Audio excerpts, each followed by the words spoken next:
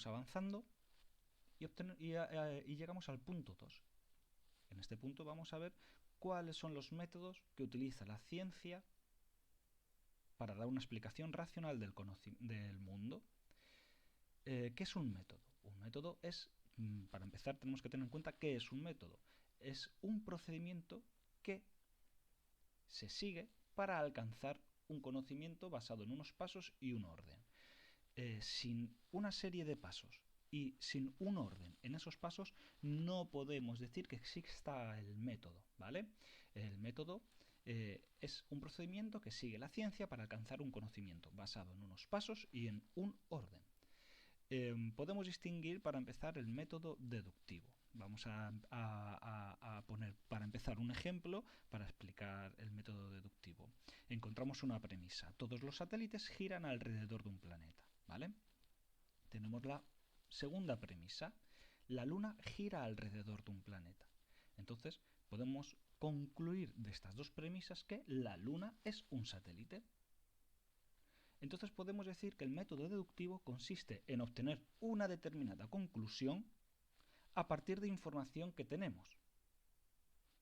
Dicha información, si dicha información es cierta, esa información que la tenemos en las premisas, tanto la premisa 1 como la premisa 2, si dicha información es cierta, la conclusión también lo será. Entonces podemos decir que el método deductivo no permite ampliar nuestro conocimiento, ya que lo que se dice en la conclusión simplemente explicita lo implícito en las premisas. El método deductivo se utiliza en todas las ciencias, pero adquiere mayor importancia, adquiere protagonismo en las ciencias formales. Es importante que recuerdes que una premisa es un enunciado que contiene información. Ese es el método deductivo, uno de los métodos que utiliza la ciencia. El otro método que utiliza la ciencia y que ha tenido mucha importancia a lo largo de la historia de la ciencia es el método inductivo. De la misma manera, vamos a comenzar con un ejemplo para que comprendas la explicación del método inductivo. El método inductivo tiene una serie de pasos, como buen método. El primer paso, por ejemplo, es la observación. Un ejemplo sería: un biólogo observa que un mirlo es de color negro. El segundo paso es la generalización de leyes mediante la inducción. Si ese paso 1 se repite muchas veces, es decir, si un biólogo observa que un mirlo es de color negro, un biólogo observa otra vez que un mirlo es de color negro, un biólogo observa nuevamente que un mirlo es de color negro, pasará al paso 2, generalización de leyes mediante la inducción. Es decir, establecerá una ley que será: todos los mirlos son negros. Como ha observado que un mirlo es negro, que otro mirlo es negro, que otro mirlo es negro en diferentes momentos y en diferentes lugares, podrá establecer la ley: todos los mirlos son negros. Una vez que se ha dado el paso 1 y se ha dado el paso 2, puede pasar el biólogo o la bióloga al paso 3, la formulación de predicción. El biólogo o la bióloga, una vez que ha establecido la ley, estará en condiciones de decir: todos los mirlos que te encuentres en cualquier momento y en cualquier lugar serán negros. Es decir, hará una formulación de predicciones. Este es el método inductivo. Consta de 3 pasos: la observación, la generalización de leyes mediante la deducción y la formulación de predicciones. El método inductivo pretende alcanzar una afirmación general, tesis, a partir de un conjunto de casos concretos. Es decir, parte de lo particular, este mirlo, a lo general, todos los mirlos. Se pasa de lo particular a lo general. La inducción sí amplía nuestro conocimiento, es decir, al darnos cuenta de que algo sucede X veces de manera determinada, nos permitimos generalizar y asegurar que siempre será así. Por eso decimos que avanza, amplía nuestro conocimiento. No obstante, el método inductivo no proporciona seguridad, ¿vale? Ahora veremos por qué el método inductivo no proporciona seguridad en el siguiente punto. Entonces, en cuanto a la seguridad, ¿podemos decir que el método deductivo ¿Nos la ofrece? Sí, el método deductivo nos ofrece seguridad. Es decir, si lo que está contenido en las premisas es falso, la conclusión será falsa. Si lo que está contenido en las premisas es verdadero, la conclusión será siempre verdadera. ¿El método deductivo avanza el conocimiento? No. ¿Por qué? Porque lo que nos dice la conclusión está implícito en las premisas. Lo único que hace es explicitar lo implícito en las premisas, la conclusión. En cuanto al método inductivo, no nos da seguridad. ¿Por qué no nos da seguridad el método inductivo? Lo veremos en el siguiente punto. ¿Pero podemos decir que avanza nuestro conocimiento el método inductivo? Sí, avanza nuestro conocimiento, porque nosotros no sabíamos que todos los mirlos eran negros, por ejemplo. Es decir, hace una formulación de predicciones, generaliza.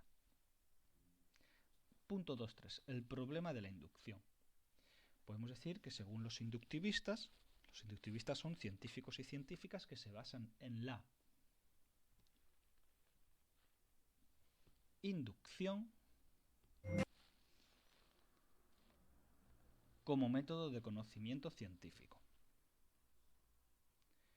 Según los inductivistas, como decimos, cada paso particular que se adecue a lo que la teoría científica defiende supone una verificación de esa teoría. Por ejemplo, cada mirlo que encontremos supone la verificación de la teoría. Todos los mirlos son negros. Pero, ¿qué es verificar? Verificar consiste en observar un hecho, una experiencia, por medio de la experiencia, que corrobore o afirme una hipótesis. Cuantas más verificaciones, mayor garantía de verdad tendrá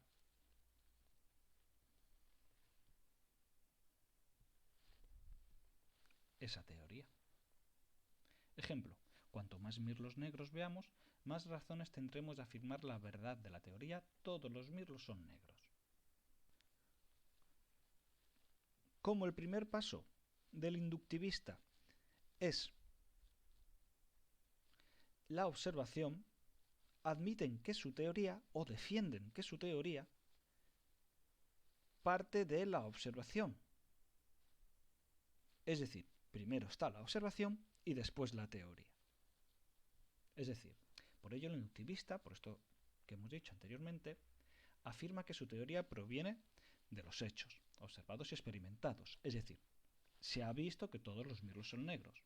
Es decir, no se inventan nada, no presuponen nada, parten de hechos y a partir de ellos se crea la teoría. Es decir, primero está la observación y luego la teoría. De ahí viene el primer problema de la inducción. Cuando un inductivista va buscando un mirlo para saber si es blanco o negro, ya parte de una idea previa de lo que es un mirlo. Es decir, ya tiene una idea preconcebida de lo que tiene que buscar para saber si algo es blanco o negro. Es decir, podemos afirmar que primero el inductivista tiene una idea previa y luego observa. El segundo problema de la inducción es el siguiente. La inducción no es formalmente válida. Es decir, a partir de premisas verdaderas, este mirlo es negro, premisa 1. Premisa 2, este mirlo es negro. Premisa 3, este mirlo es negro. Premisa 4, este mirlo es negro, etc. La inducción no nos puede conducir a una conclusión, nos puede conducir a una conclusión falsa. Todos los mirlos son negros. ¿Por qué? Que todos los mirlos que encontremos sean negros no asegura que no nos encontremos un mirlo blanco en algún momento. Es por eso por lo que la inducción no nos da seguridad. Que todos los mirlos que encontremos hasta ahora sean negros no implica que todos los mirlos que encontremos en el futuro, que todos los mirlos que existan en el presente o que todos los mirlos que hayan existido en el pasado sean negros. De hecho, aquí tenemos la foto de un mirlo blanco. Por lo tanto, el problema de la inducción consiste en dos partes. La inducción no es formalmente válida, es decir, a partir de unas premisas verdaderas, la inducción nos puede conducir a una conclusión falsa. Y el segundo problema de la inducción es que los inductivistas creen que parten de la observación y después llegan a la teoría, pero realmente van con una idea previa antes de esa observación. Por eso podemos decir que llevan primero una teoría y después observan.